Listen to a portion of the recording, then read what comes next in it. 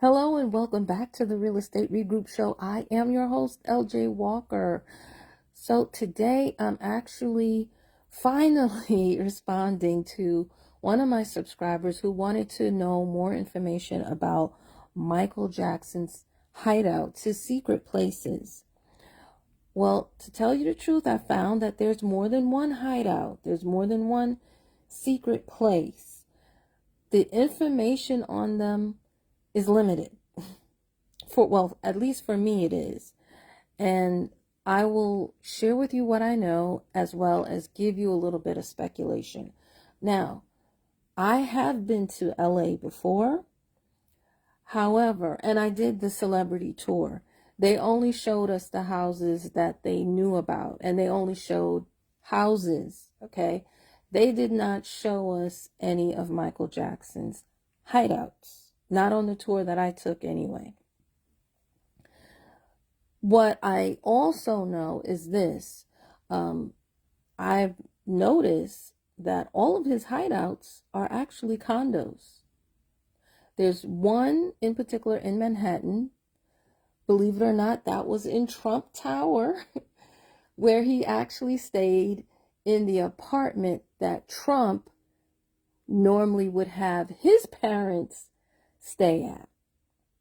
And I'm going to leave it at that, because you guys know some of the pictures that you've seen on social media. Now, many of them are questionable. Some say that those are his parents. Others say that those are not Trump's parents in the KKK uniforms. Again, you know what? I'm not sure. But if that's the case, I think that's very interesting that he would have Michael Jackson stay in that apartment. But nevertheless, that was one. The other thing, that was one of the places that was known as a hideout or his secret place. And one thing too that I noticed that was in common with both the New York and the California properties is that whatever job or project he was working on at that particular time, that's where that property would be located. The other thing is those properties would have security, and there would be a way where it would be easy for him to slip in and slip out without anybody else knowing about it. Okay, so that is what I saw that was in common. And of course, it's understandable. Michael Jackson, when he was alive, he would have been mobbed. You know, he did not really have the privacy that so many of us take for granted, because he was to us larger than life. And part of it too, the media made it that way to a certain extent. His talent was beyond, beyond great. It wasn't just something that was born in him, but he worked hard, and it was very impressive. So anyway, moving right along. Let's start out with the very first property that he bought. The very first property was in Lynbrook. He bought this in 1981 for $210,000. It was a 3-bedroom, 3-bathroom condo. He was actually encouraged to do this when he was in his 20s by his attorney. But Michael Jackson, after moving in there, he didn't stay long. He actually moved back to Havenhurst. He said that he was lonely. Wow. So, it makes sense to a certain degree. From a kid to that point in time, he always lived with his brothers and sisters as well as his parents. And now to move, even though he was still in California, it's a little bit of a distance, to move where he can't be with them anymore. He can't play with them anymore, argue, fight, all the things that brothers and sisters do. It makes sense. Okay, it makes sense that he moved back and that he missed it. So I was reading along with Uptown Narob. She is another YouTuber. She reads all of the celebrity books, and she read 3 books just on the Jackson family alone, as well as other books that had some mentions of the Jacksons, right? So in one of the books that I'm going to just call him JRT because I can't pronounce his name so good, he was saying that he thought it was a waste of money for Michael to go and buy this particular apartment. And I thought about that and I said, okay, I understand where JRT is coming from, because if you guys recall, when Tito got married, they built a whole wing, like another floor on the house in Havenhurst. So Michael honestly could have just moved up there and lived there instead of buying this condominium. I get it. However, since the property has now appreciated to $823,000, I don't think that was a bad move, since he only paid $210,000. That's a significant profit. I did think that the property would be worth more money, honestly, and I'm pretty sure if the family ever decides that they want to sell that, they could definitely push it up to $1 million. Because the other thing that I understand about this particular property is, number one, Catherine Jackson actually put $35,000 into it. That was another point that Uptown Narab questioned. She was like, how and where in the world did Catherine get that kind of money back then? So here's what I believe. I believe that Catherine Jackson, this is my speculation now, her name was on the Havenhurst house. So she probably, maybe, took out a home equity line of credit, meaning she borrowed against the equity of that home to help Michael buy this home. That's number one. Number two, the other way she may have gotten it is because, let's remember, she did work at Sears many, many years ago. She may have put some money away. Again, the boys, before they got to Motown, they actually recorded at Steeltown Records. So that she, again, may have stashed some money away from the profits that they made there.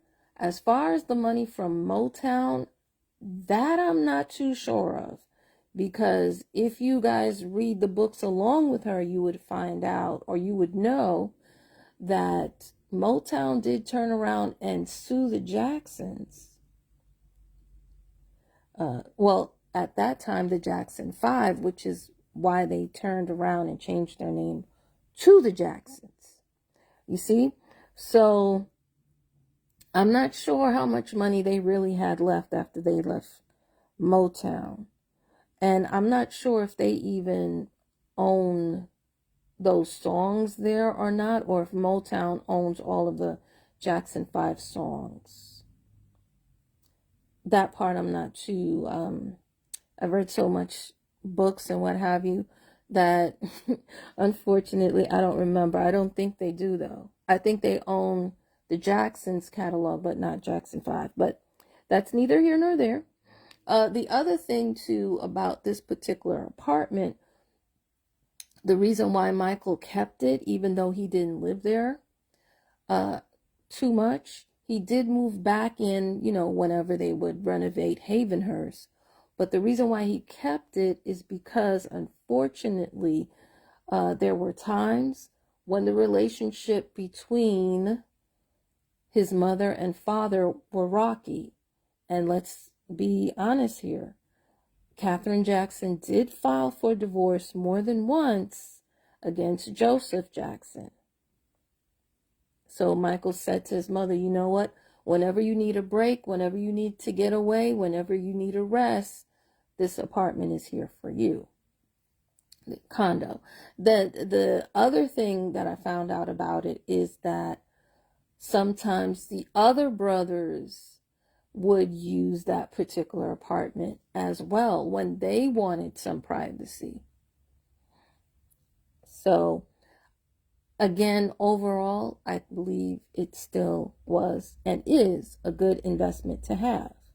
So now I'm going to move on to property number 2, or really this would be property number 3, excuse me. All right, so this property is located in Westwood, Wilshire. It is a 2-bedroom apartment. So although it's smaller, but it's worth $1,385,000.